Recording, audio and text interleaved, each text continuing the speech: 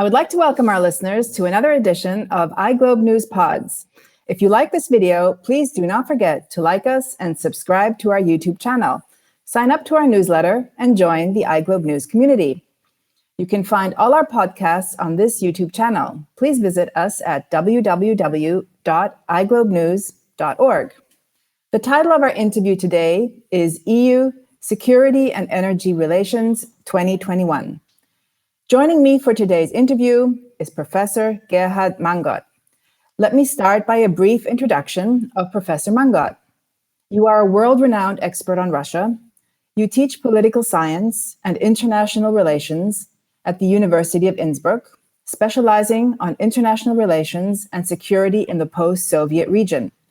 You also teach courses on Russia at the Diplomatic Academy in Vienna, the University of Applied Sciences in Vienna, and the Donau-University in Krems.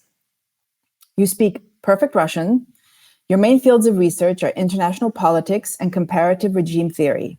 You are an expert not only on Russia, but Ukraine, arms control and proliferation, as well as the European Union's energy security in the oil and gas sectors.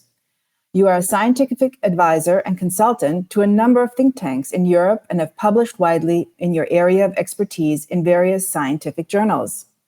In 2006, you were awarded the title of Lecturer of the Year by the University of Applied Sciences in Vienna.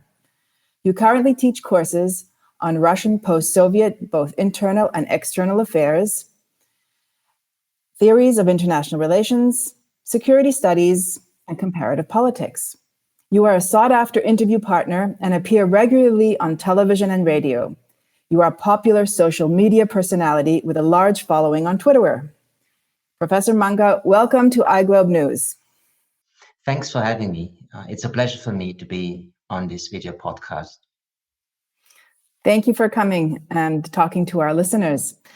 Let me start with a question which is on many people's minds. How do you see EU-Russia relations? Well, the relations between the two are really very, very poor. One could call it not even a cold partnership.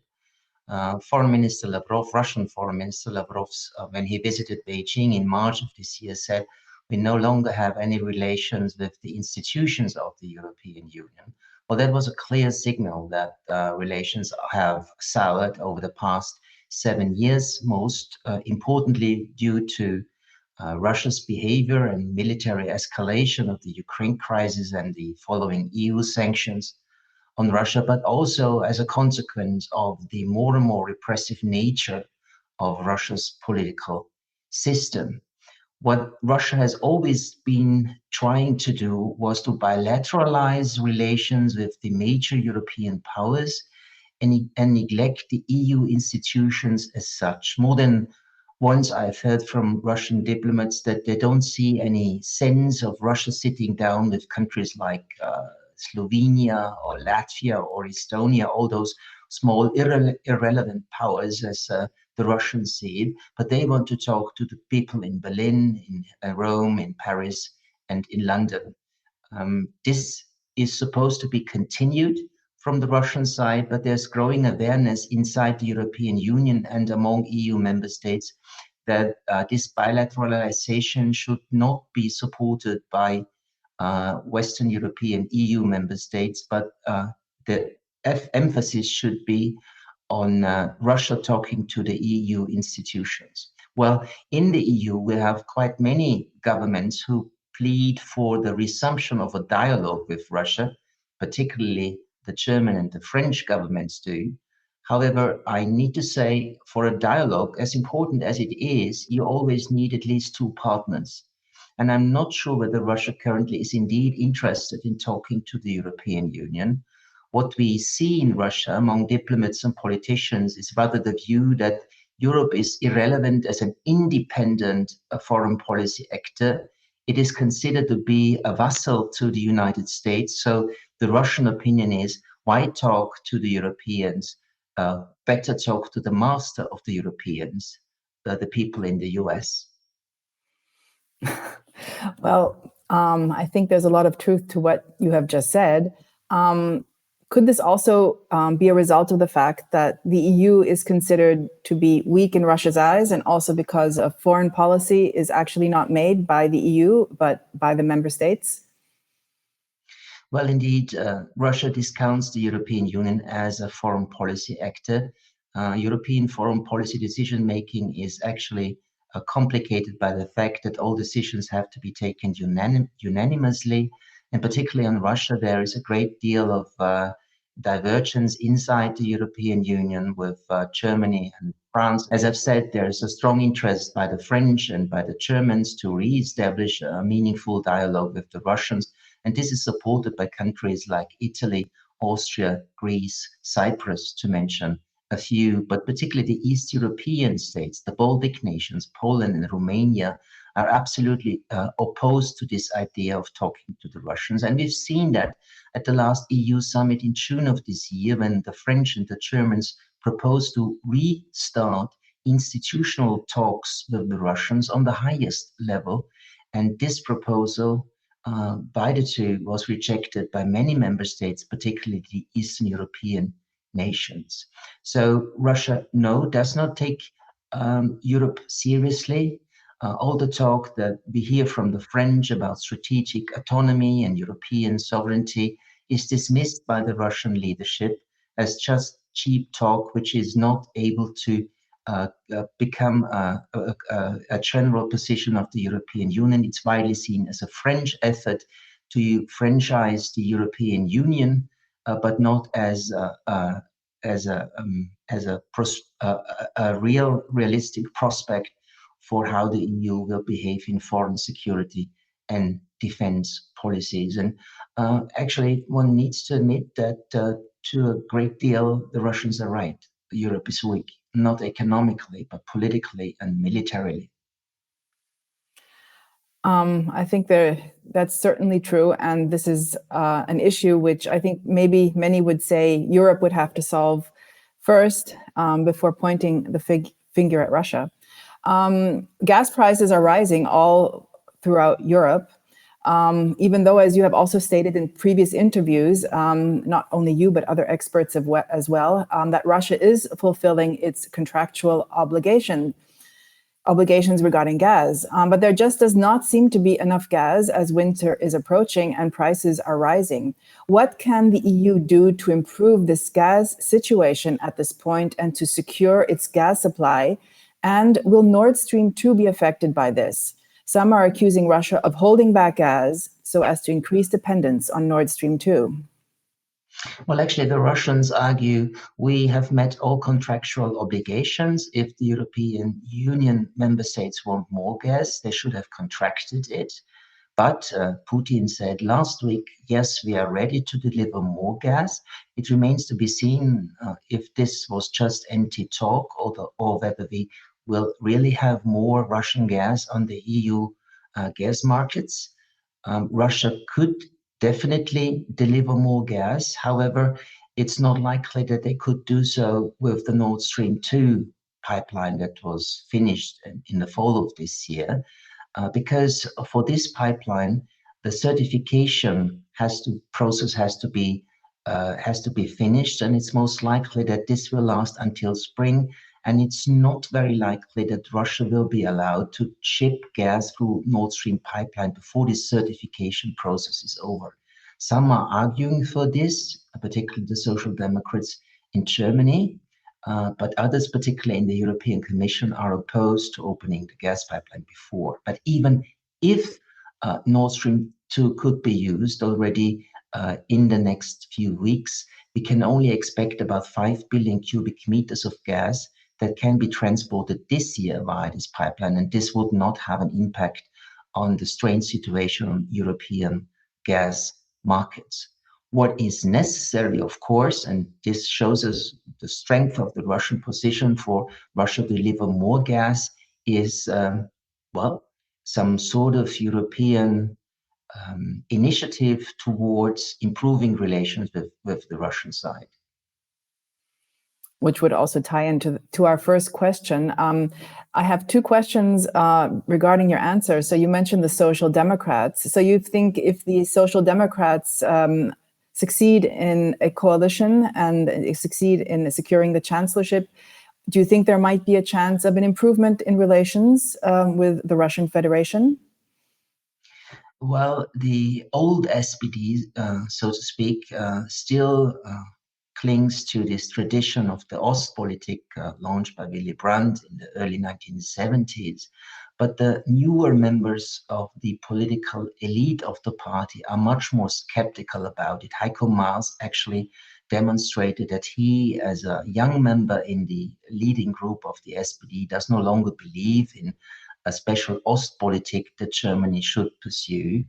He, like members of other parties, emphasized that Germany should at least as much listen to its Eastern European neighbors, meaning Poland, the Baltic states, and Ukraine, and also some Central European states.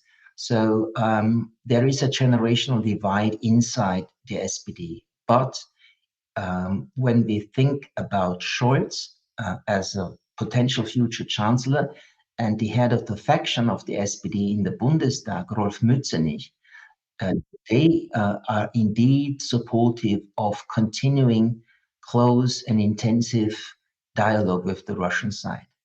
If Scholz manages to form a government with the Greens and the Liberal Party, however, his room for maneuvering will be limited because the Greens have a very negative position towards current Russia.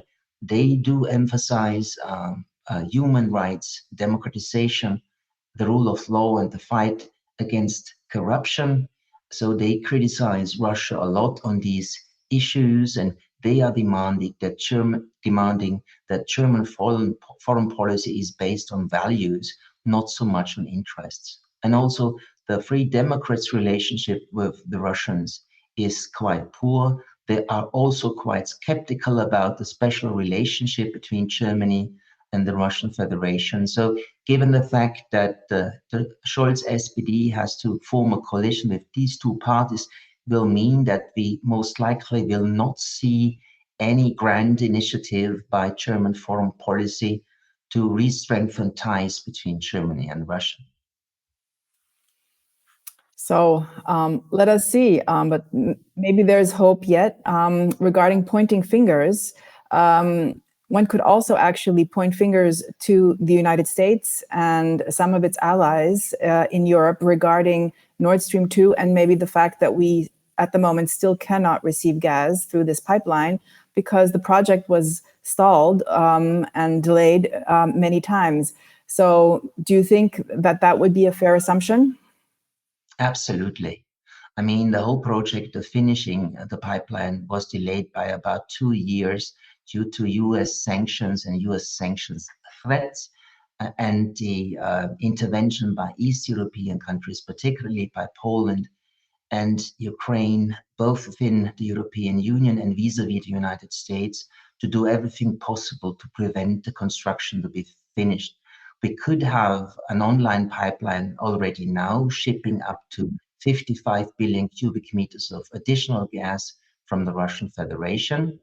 This is impossible now. And I don't think it is unfair to say thank you to the Eastern Europeans and the United States for delaying the pipeline. We would need it at the moment very much. Of course, they would counter-argue that if the Russians want to ship more gas to Europe, then they can do so via the transit network in Ukraine. That's absolutely correct. This transit network for gas in Ukraine has a potential of delivering up to 180 billion cubic meters of gas annually. But as we know, relations between Ukraine and Russia are very, very poor due to Russia's military aggression. And the Russian government is actually very much opposed to send additional gas via Ukraine. Quite to the contrary, they want to reduce the amount of gas that is shipped through the Ukrainian transit network. So the Russians could deliver more gas to Europe. They could do so via the Ukrainian pipeline network, but they don't want to. And if we had Nord Stream 2 already in place, fully functioning, fully certified, transporting all the throughput of this pipeline, then the European gas situation would be better and prices for gas in Europe would be much lower. So the issue is much more complex than is often portrayed in the mainstream media, where in effect only Russia is blamed, or often only Russia is pointed to as the source of the problem, whereas the complexity of the issue shows that there were many actors involved in the situation in which we find ourselves at the moment. Let me ask you a question regarding Ursula von der Leyen and her Green New Deal, which is, of course, the new flagship project of the EU Commissioner.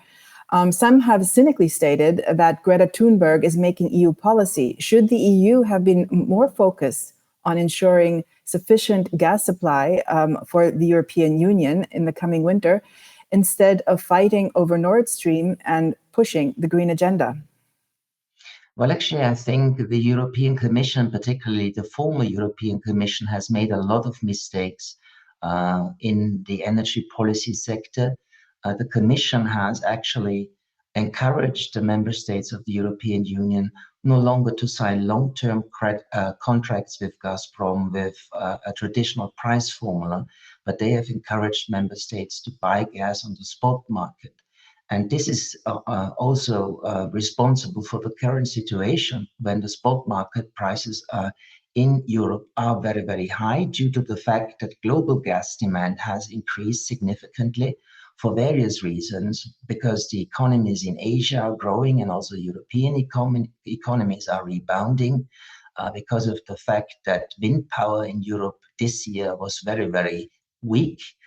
It has also due to the fact that the winter in China was very cold, which meant that China had to use more gas for heating than envisaged initially, and has led to a situation where China has been buying a lot of LNG, liquefied natural gas, on international markets. And it also has to do with a decrease in the indigenous gas production in the European Union, which particularly has hurt then the Dutch, who had been a constant supplier of gas for EU member countries. So the causes of the current crisis are multiple, but the European Commission's energy policy, the gas liberalization, the emphasis on the spot market, various decisions politically motivated to prevent new gas pipelines by Russia to Europe, is to be made responsible for the current situation as well. But as you've said, mainstream media and the politicians talk about Russia to be blamed for a lack of gas.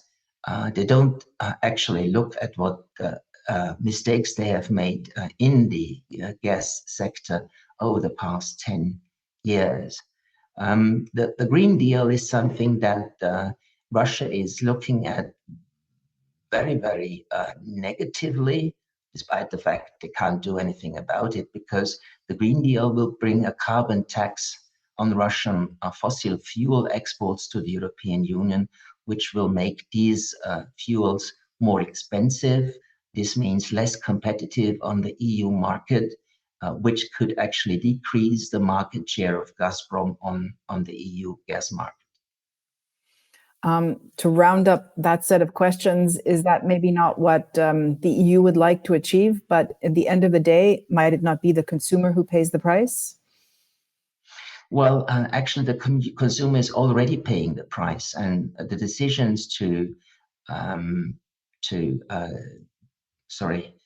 the decision to actually shut down nuclear reactors in Germany next year, in Belgium in 2025, the decision not to rely very much on gas as a bridge technology, as a bridge fuel to a greener future of European power generation, and the decision by the Germans to actually diminish the role of coal for the primary energy in Germany. This all has led to a situation when Europe would need more energy carriers from outside of Europe, but Europe does have limited options to actually get gas from outside Europe.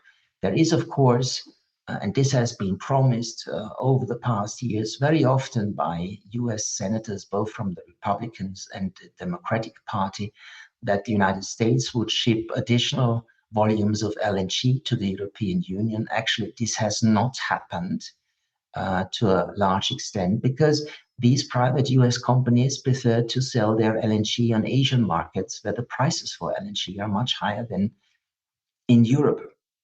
Northern Africa is not actually an option for the European Union to increase gas supplies. Actually, at the moment, quite to the contrary.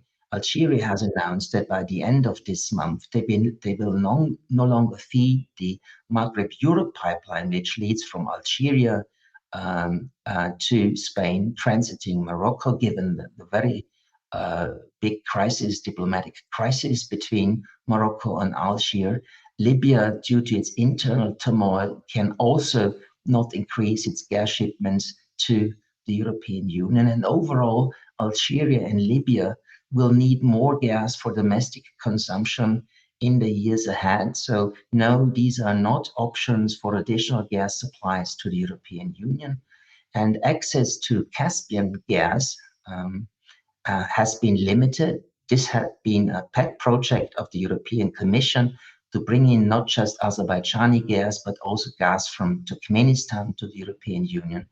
But to no avail, the European Commission has not convinced the Turkmen side to build such a connection pipeline from its Caspian Sea coast to Azerbaijan. So the only gas that is being shipped via this much promoted southern corridor is gas from Azerbaijan, and it's just 10 billion cubic meters. And given the fact that the European Union is consuming almost 500 billion cubic meters, this is a very, very small volume. So the Europeans will need to rely on Russia, and political pressure from outside, particularly from the US, to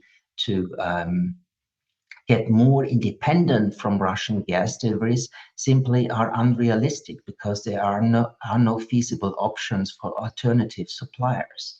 And it will be difficult for the European Union to rely only on renewables for power generation, for instance, if nuclear power is considered not as sustainable, if coal is something that needs to be phased out, and if gas should not be increased as a bridging fossil fuel on this path of the European Union to a decarbonized economy. Thank you for sharing your knowledge in this area, which really is fantastic. And I guess the bottom line is the Europeans have to brace themselves for higher energy prices in the years to come. Let me move now to EU strategic autonomy. In the wake of Afghanistan, the Europeans want to achieve strategic autonomy, the ability of the European Union to defend Europe and act militarily in its neighborhood without so much reliance on the United States. In your opinion, can the EU or Europe achieve this? Will Europe move away from NATO, or is this just lip service to appease the public? Well, this idea about strategic autonomy is primarily an idea by the French and its president, Emmanuel Macron, who has actually coined this term in his speech at the Sorbonne University in 2017. And the French are trying very hard to convince the other great powers in the European Union, particularly the Germans, to build on this proposal and do strengthen European defense capabilities. But even the French argue this should be done complementary to NATO, not in rivalry with NATO. And the French themselves, despite the recent disruption in French-US relations, insist that transatlantic ties should remain the priority of EU's and Europe's foreign and security policy. But what they want is more intervention capability if the United States is not able or not willing to engage itself in military conflicts in the EU's periphery. The problem for the French with this, even if they say it's complementary to NATO, not in opposition to NATO, is that particularly the Eastern Europeans are very much opposed to this idea because they fear that this would eventually cause a delinkage between Europe and the United States. They see their security guaranteed while they are members of NATO, not so much by NATO member countries, but by the United States directly. If they could do, they would actually bilateralize their security relationships with the United States, and they will oppose in the European Union every initiative that, according to their view, is meant or will effectively weaken the security cooperation between European NATO members, EU member states, and the United States. So maybe the French will be moderately successful during their presidency of the European Council with enhancing the funds of the European Defense Fund, but they will not actually succeed with the proposal that was made at the Ljubljana summit a couple of months ago, that Europe should build a 5,000 soldiers strong intervention force. They call it an initial entry force, because this idea is very much disliked by the United States. They see it as counterproductive for transatlantic ties. They see it in competition with NATO capabilities, and the East Europeans second the United States. So in this respect, the French will not be successful. So some more money for the European defense industry, but that will be about it. It's not surprising that the East Europeans seconded this. Also, as far as I remember, the Germans, Kramp-Karrenbauer at the time, also was not 100% behind the suggestion of the French. Do you think a change of the chancellorship to the SPD in the Germans will change their approach? I don't think so, because the Social Democrats are also very about the European Union acquiring a stronger military dimension, of using military capabilities by the European Union to intervene in crises in the periphery. They are quite skeptical about it. They are also the ones who actually disagree with what Germany had committed about 7 years ago, namely to increase its defense spending to 20% of its GDP by 2024. So I don't think that the new coalition government under social democratic leadership will warm up to the French proposal. I see it as a stillborn idea. It will lead to nowhere, and this will be a major defeat for the French during their presidency of the European Council in the first half of next year. So strategic autonomy, in your opinion, is not going anywhere? I think it would be necessary.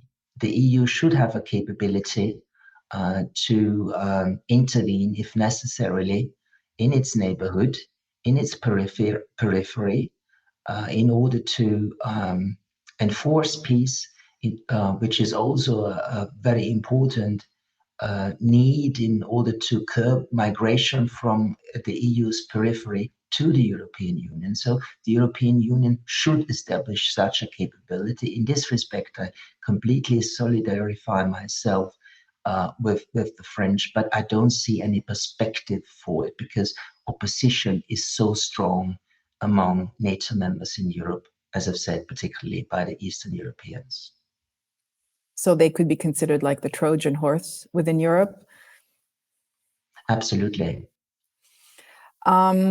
Let me once again just ask one more question regarding Afghanistan. China has a very pragmatic approach when dealing with Afghanistan, looking at what it would like to achieve at the end of the day. Liberal democracies, unlike China and Russia, are placing prerequisites on cooperation with the Taliban. As the West takes itself out of the equation, Russia and China have found yet another issue to cooperate on and move closer on. Should we, and I mean we as the West, the Europe and the US, be worried about this development? Is it time for the EU to rethink its foreign policy? Well, it might seem a bit controversial, but I do think that after having lost the war in Afghanistan, after having lost the effort to build capable and stable state institutions in Afghanistan, to bring good governance to Afghanistan after this failed Western 20 years long effort. Our priority now should be first stability in Afghanistan, which actually means stabilizing the Taliban leadership in Afghanistan indirectly, of course, and proceeding with humanitarian support for the Afghan people. And at the moment, the US and most of the European countries make financial aid for Afghanistan dependent on something which will not materialize, namely that the Taliban respect fundamental human rights, particularly when it comes to women and girls. The United States, which has held talks with representatives of the Taliban in Doha the past weekend, still insists that financial support will only be given if human rights will be accepted and implemented by the Taliban government. If they will only, these financial flows will only happen if the Taliban also fight against terrorist threats to Western countries from Afghanistan. Well, this is all nice, but to withhold the aid to Afghanistan will make the Afghan people to starve, to have very limited access to medical facilities and medication. It will not mean that, on the other hand, that the Taliban actually will treat women differently than they have done so during the first rule in the 1990s. And we have already quite many indications that this relationship of the Taliban leadership with women will be roughly the same as at that time. So what we should do is help and assist the Afghan people, particularly through the UN institutions, but also support Afghanistan financially in order to make it easier for the Taliban to govern, because now they are in power, and the benefit of them sticking to power would be to stabilize Afghanistan, which would help Afghanistan to be more self-reliant economically, if not financially. So it is a bit ironic. The West has fought the Taliban for 20 years. The West has failed. They are back in power. But now we need a realistic approach to the Taliban. We need talks with the Taliban. We need negotiations with the Taliban. And actually, we should avoid doing something which will deteriorate the security situation in Afghanistan, again, by undermining the Taliban government. So you are arguing for a more pragmatic approach, and this would also involve not taking the West out of the equation, thereby not giving China another reason to move closer to Russia, which down the road would maybe shift the balance of power even more towards the east. Well, China and Russia do have a common interest in Afghanistan, and that is to keep Islamist extremists out of Russia and its Central Asian neighbors, and to keep Islamist extremists out from the Western Chinese province of Xinjiang. Both Russia and China have made negative experiences with the Taliban ruling in the 1990s, when, as far as Russia is concerned, the Taliban allowed radical Islamism to spread to Central Asia, when the Islamic movement of Uzbekistan actually was very successful in destabilizing the situation in neighboring Kyrgyzstan and in the Uzbek Fergana Valley. The Taliban also supported Chechen fighters, and some Taliban fighters also took part in the fight of the Chechen rebels against the Russian army. So this is something that the Russians don't want to see again. And the Chinese don't want to see again that terrorist Islamists from the Uyghur ethnic community restart terrorist attacks in Xinjiang, as they have done in the 1990s, supported very much by the Taliban. And both countries have sent this message to the Taliban: make sure that there is no terrorist threat coming from Afghan territory. And if you do not, if you are not capable or not willing to prevent such terrorism, to spread from Afghan territory, then we will have means to put pressure on you. And particularly the Russians have signaled with military exercises with its allies, Kyrgyzstan, Tajikistan, and Uzbekistan, that they do have military assets at the border, patrolling the Kyrgyz and the Tajik border, and having actually the largest military base of Russia in the former Soviet Union space, namely its military base in Tajikistan. So they have a fallback option, namely using military force to put pressure on the Taliban.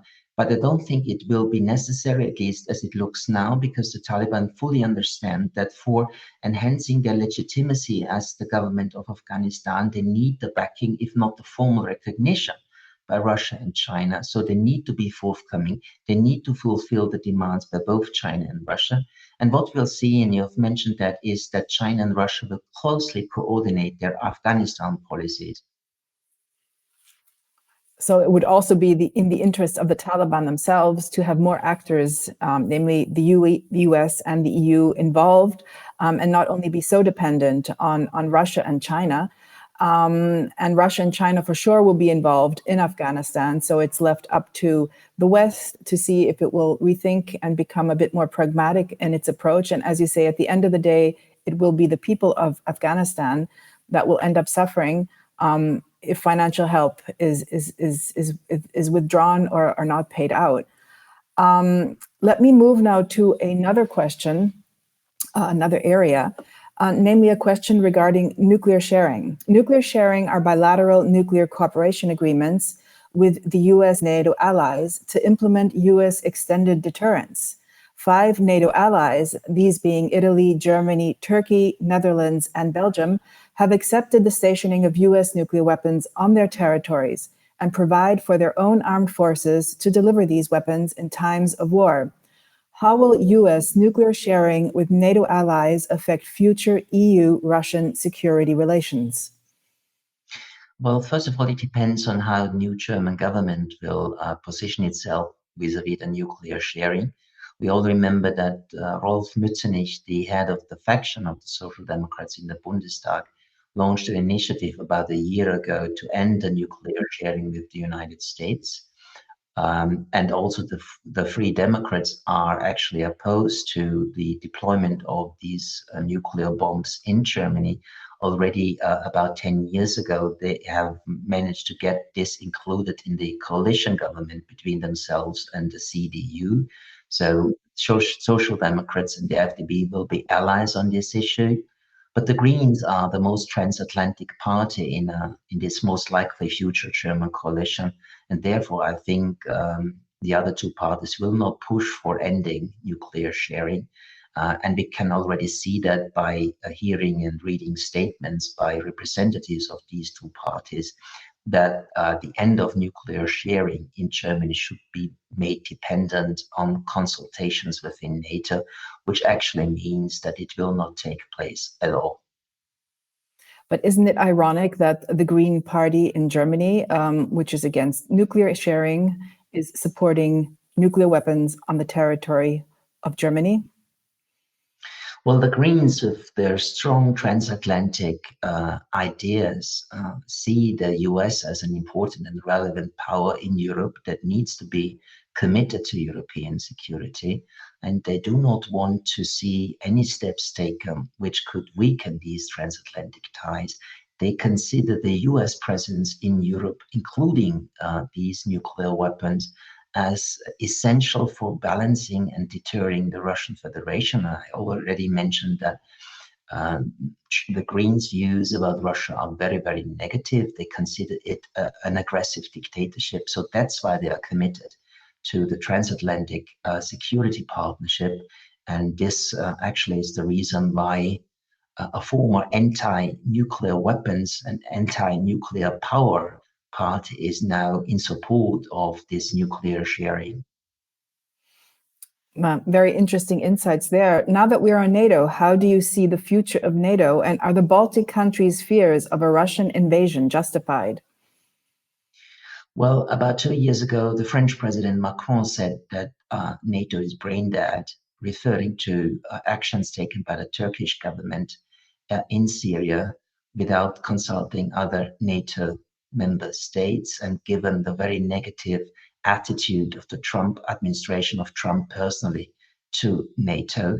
And the French have reiterated their skepticism about the vitality of the transatlantic NATO alliance in the course of this diplomatic estrangement between the US and France over this submarine deal of the British and the US with the Australians. But I do think the Europeans, the most European member states, are committed to keeping NATO intact. NATO has got a new raison d'être after the military escalation of the Ukraine crisis. This will bind the European NATO members together, but they will realize that the US commitment to European security will most likely be weaker in the coming decades than it was during the Cold War and immediately after the Cold War. So NATO will survive, but as I've said, with a lower commitment by the United States, the Europeans themselves will not be able to defend themselves to defend themselves on their own. So they need they need US support, and that's why they want to keep NATO intact, as it has been over the past 70 years. Which means, of course, that the Europeans are even less interesting for the Russian government, as they see Europeans just as pawns inside the NATO alliance, which is actually a defense alliance led and dominated by the United States. So once again, the Europeans, it's the finger should not only be pointed at the United States, but it is an internal European issue and problem. But are the fears, for instance, of the Baltic countries of a Russian invasion justified? Because that is often used as a raison d'etre for NATO as well.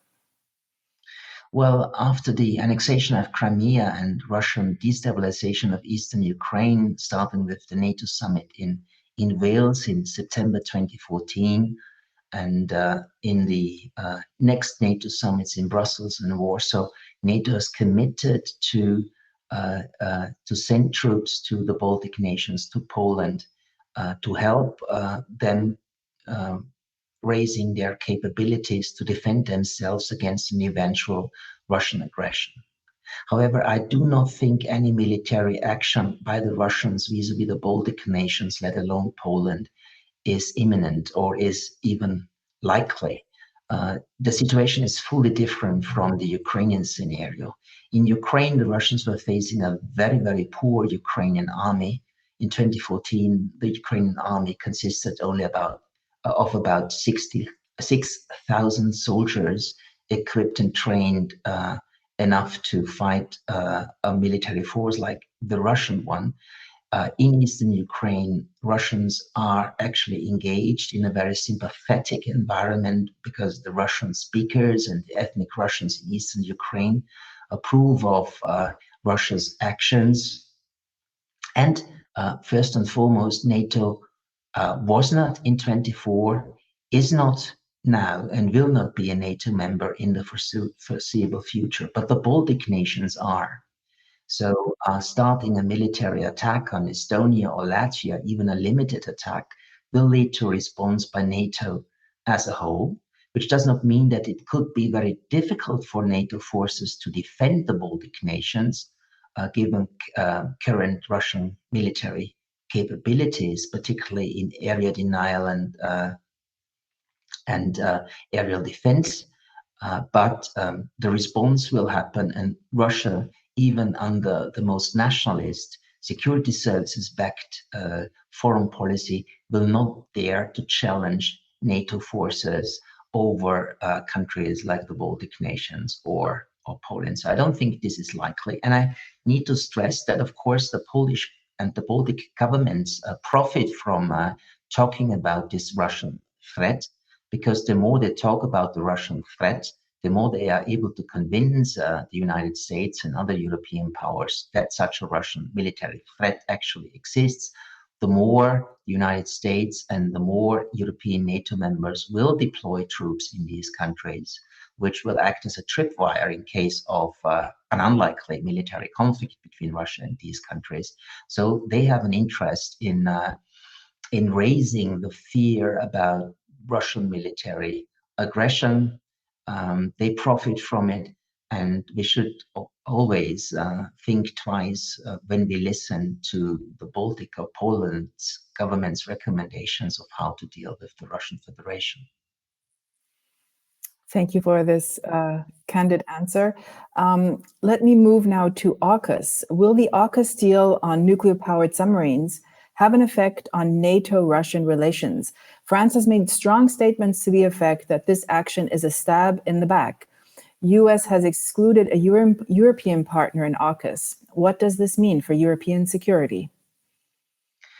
Well, the British and the United States, with their submarine deal with the Australians and the formation of the Security and Military Technology Partnership, AUKUS, have clearly signaled to the French, but also to the European as a whole, that they do not consider the EU, not even the French, as an indispensable partner for the US policy in the Indo-Pacific.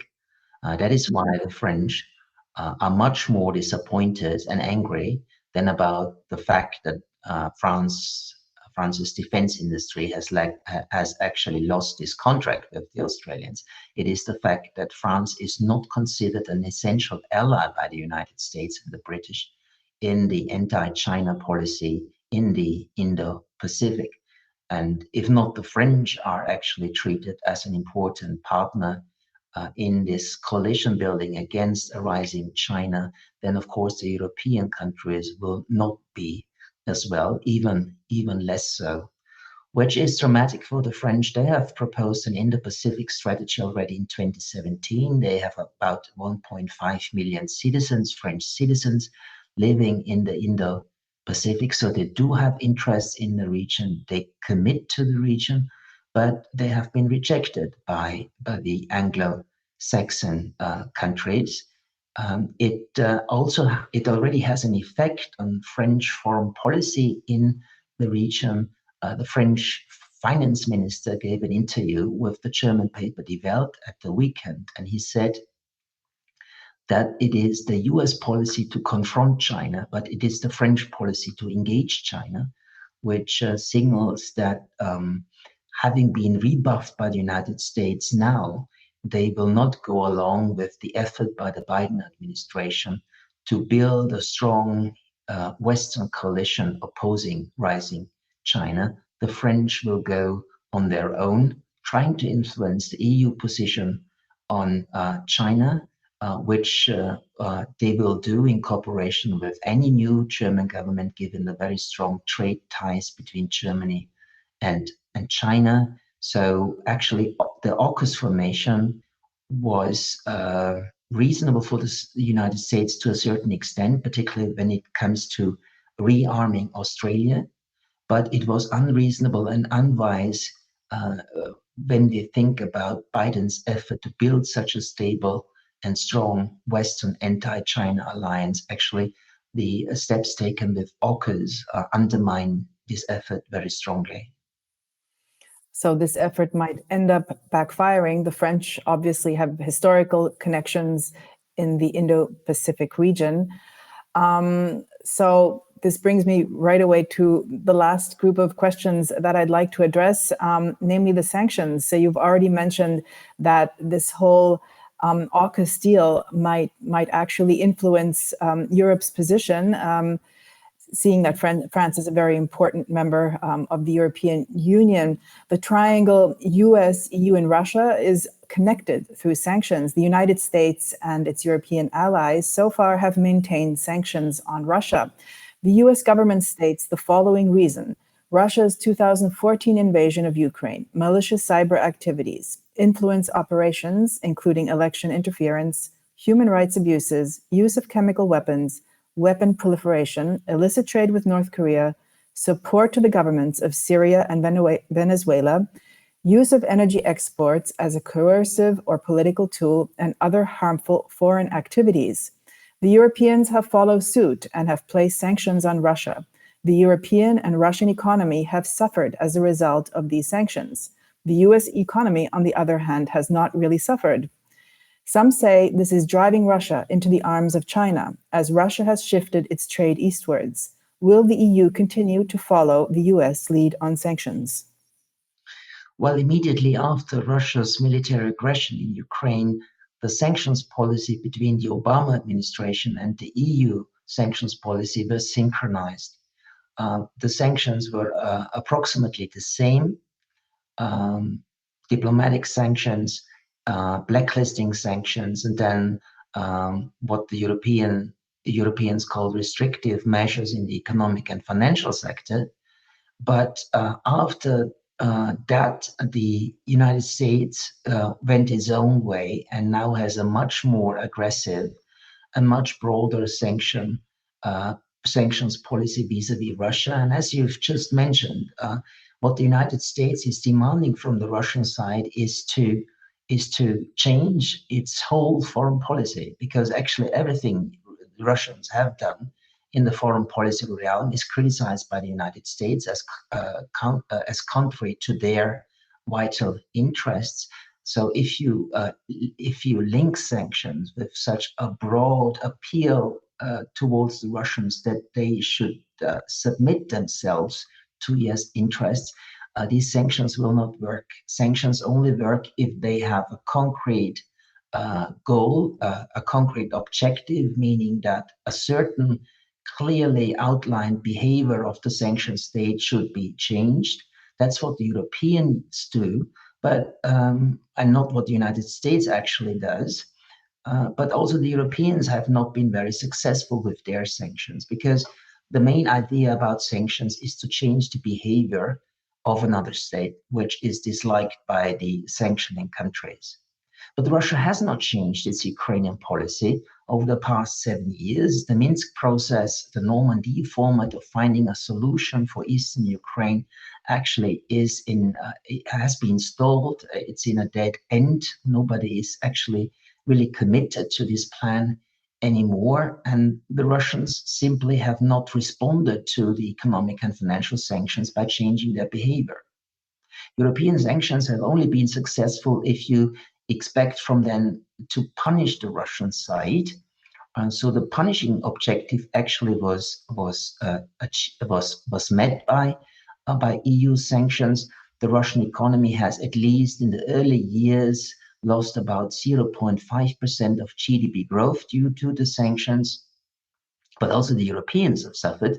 European companies have suffered by these sanctions. But meanwhile, Russia has adapted to EU sanctions. It has pursued an import substitution policy backing domestic production, particularly in the food sector, but also in the industrial sector, to get less to become less dependent on European goods and services. And as you've mentioned, the Russians have successfully tried to get new partners with their foreign trade, particularly China and Asian countries, but also Latin American countries.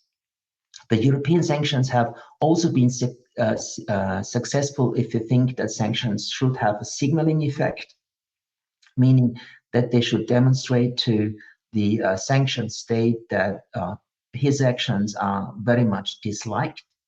But a great power like Russia actually is not really concerned about such a signal by what they consider weak Europeans. So basically, EU sanction policy has failed in the most important sectors. The change in behavior of Russia has not taken place.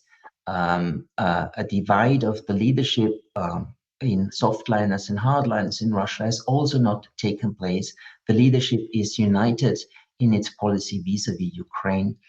And so actually the sanctions policy has failed, but still the sanctions are prolonged every 6 months unanimously within the European Union, which is necessary according to EU law. And what makes matters worse is the fact that the EU, on a French-German initiative, have actually linked the ending of the sanctions on the successful implementation of the Minsk II agreement from 2015. And as I've said before, Minsk II has not been implemented, and it's not likely to be implemented either by the Russian or the Ukrainian side. So actually, the Europeans are stuck in this sanctions policy, which hurts the European economy itself and has failed in most directions. And the question is, will these sanctions be, will they be alive in the forthcoming years, only for demonstrating that the European Union wants to signal Russia that its Ukrainian aggression is not accepted, but rejected? Or will the Europeans realize that in order to improve Russian-EU relations, one should step to what the former German Foreign Minister Frank-Walter Steinmeier called the step-by-step approach of lifting sanctions, meaning that if the Russians make some concessions vis-à-vis Eastern Ukraine, then some sanctions should be lifted. At that time, this proposal by Frank-Walter Steinmeier was fiercely rejected by the Eastern Europeans. This is the same still today, but if the Europeans don't go down that path of trying to lift sanctions vis-à-vis Russia, I don't see that the relationship between the two will be improved in any respect, and Russian-Chinese cooperation, which has already increased tremendously over the past 7 years, will only deepen.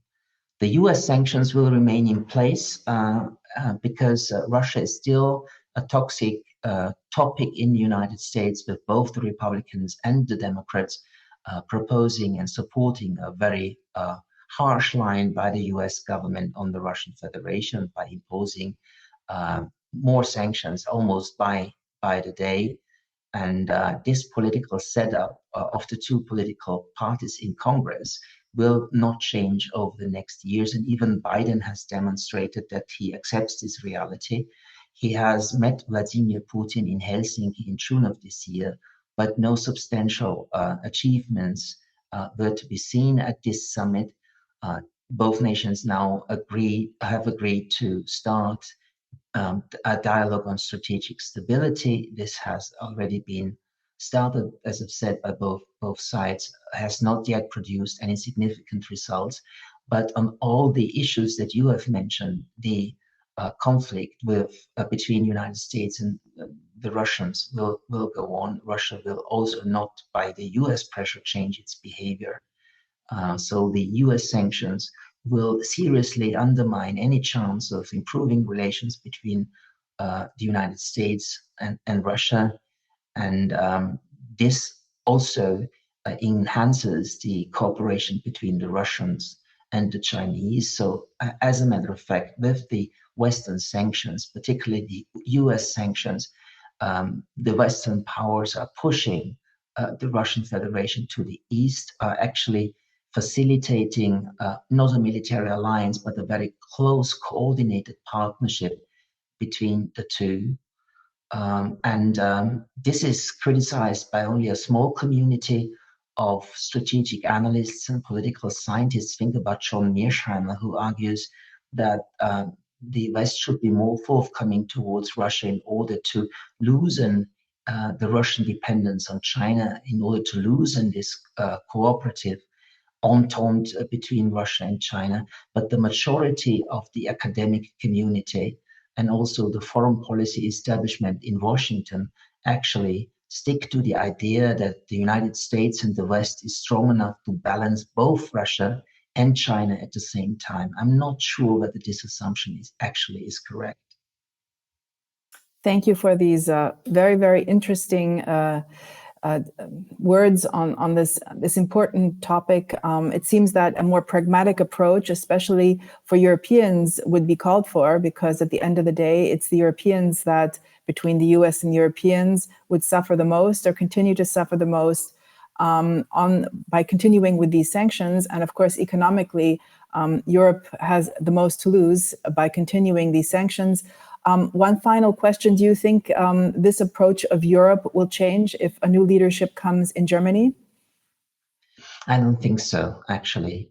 There are so many countries within the European Union which are opposed to any concessions towards the Russians, that even a joint effort by the French and the Germans will not be able to overcome this veto power of the Eastern Europeans, but also the Dutch and some other countries.